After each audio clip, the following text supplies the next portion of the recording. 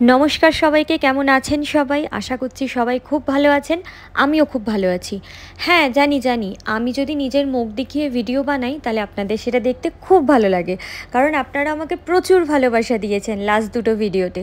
কিন্তু এই ভিডিওগুলো তো আমাকে দিতে হবে, কারণ এই ভিডিওগুলো আমি যখন ঘুরতে গেছিলাম তখন শুধুমাত্র আপনাদের জন্যই করে নিয়ে এসেছি, যাতে যারা বাড়িতে বসে আছেন তারাও যেন আমি যেরকম ঘুরেছি দর্শন করেছি ঠাকুরের, তারাও যেন বাড়িতে বসে বসেই ঠাকুরের দর্শন করতে পারেন। আমি দুটো ভিডিওর আগে যে ঘুরতে যাওয়ার ভিডিওটা ছেড়েছিলাম সেখানে কিন্তু আপনাদেরকে লাস্ট দেখিয়েছিলাম আমি আমার হোটেলের পাশ দিয়ে একটা রাস্তা, পাহাড়ি রাস্তা, সেখান দিয়ে নেমে আমি একটা কোথাও যাচ্ছি। তো আপনাদের বলে রাখি আমার হোটেলের জাস্ট পিছন দিকটাতেই লক্ষ্মণঝোলা এখন যদিও কাজ চলছে, কিন্তু লক্ষ্মণঝোলা যখন খোলা থাকে তখন এই মন্দিরটা প্রত্যেকেই দর্শন করতে আসে। এখানে আপনারা দেখতে পাচ্ছেন যে প্রচুর মন্দির রয়েছে, আর এটা কিন্তু অনেক উঁচু বিল্ডিং, বেশ স্তরে স্তরে সাজানো এরকম একটা মন্দির, প্রায় 7 তলার মতন হাইট হবে মন্দিরটার। এমন কোনো ঠাকুর দেখলাম না যে মূর্তিটা এই মন্দিরে প্রতিষ্ঠিত নয়। প্রত্যেকটা ঠাকুরের মূর্তি এই মন্দিরে আছে। আমি সবগুলো ভিডিও তোলার পরেও আমি কিন্তু অতগুলো ভিডিওতে অ্যাটাচ করতে পারিনি, কারণ কি অতগুলো ভিডিও দিতে গেলে ভিডিওটা অনেকটাই লম্বা হয়ে যাবে। কিন্তু আপনারা যখন যাবেন ঋষিকেশে অবশ্যই এই মন্দিরটার দর্শন করবেন। আর লক্ষ্মণঝোলাতে একবার কাজ হয়ে গেলে আপনারা সবাই যেতে তো পারবেনই। আমরা আসলে যাই ঘুরতে, কিন্তু আসল উদ্দেশ্যটা তো ঘোরা নয়, আমাদের হচ্ছে ভগবানের দর্শন করাটা। আর আমি ওই জন্য চলে এসেছি, আমাদের যে ড্রাইভার দাদা ছিলেন তার সাথেই মন্দির দর্শন করতে চলে এসেছি। পরমার্থ নিকেতন থেকে আসার পরে সানি প্রচণ্ড টায়ার্ড হয়ে গেছিলো আর নাকশো ঘুমিয়ে পড়েছিল। তাই আমি সানিকে বললাম এত উঁচু বিল্ডিং প্রায় মন্দিরটা, তো অতগুলো সিঁড়ি ওকে কোলে নিয়ে ওইভাবে যাওয়াও যাবে না। তো সানি বলল ঠিক আছে তুই ঘুরে আয়, তুই দর্শন করে আমি নাকশকে নিয়ে হোটেলে আছি। তো ওরা হোটেলে ঢুকে গেছিলো আর আমি মন্দির দর্শন করতে চলে এসেছিলাম। আমার এত ভালো লাগছিল, এমন কোনো ঠাকুর নেই যেটা এখানে এসে আমি দেখতে পাইনি।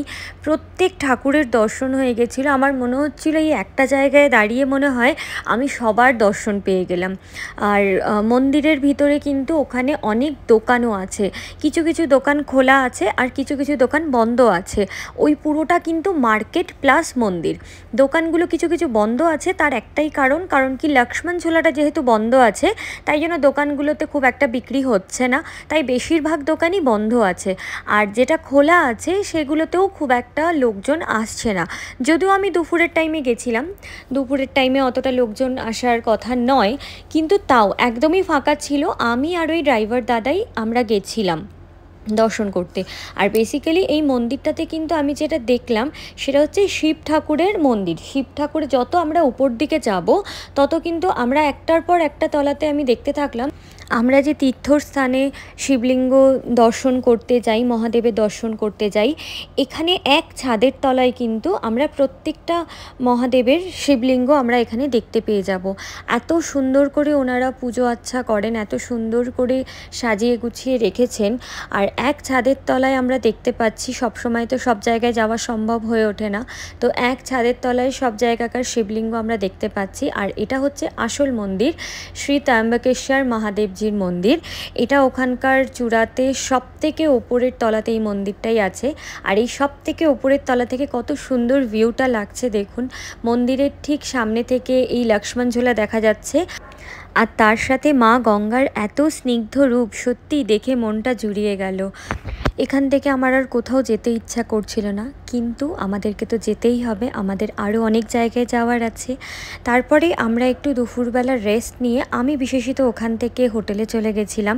তারপরে রেস্ট নিয়ে আমরা চলে এসেছিলাম গঙ্গা আরতি দেখতে। তো এই গঙ্গা আরতির জায়গাটা কিন্তু প্রচণ্ড বিখ্যাত জায়গা। এই যে সানিয়ার নাকশো চলে এসছে আমার সাথে, এই জায়গাটার নাম আপনারা নিশ্চয়ই সবাই জানেন, আমাকে কিন্তু কমেন্ট করে জানান। গঙ্গা আরতিটা আপনারা দেখতে পাবেন নেক্সট ভিডিওতে। ততদিন সবাই ভালো থাকবেন, সুস্থ থাকবেন।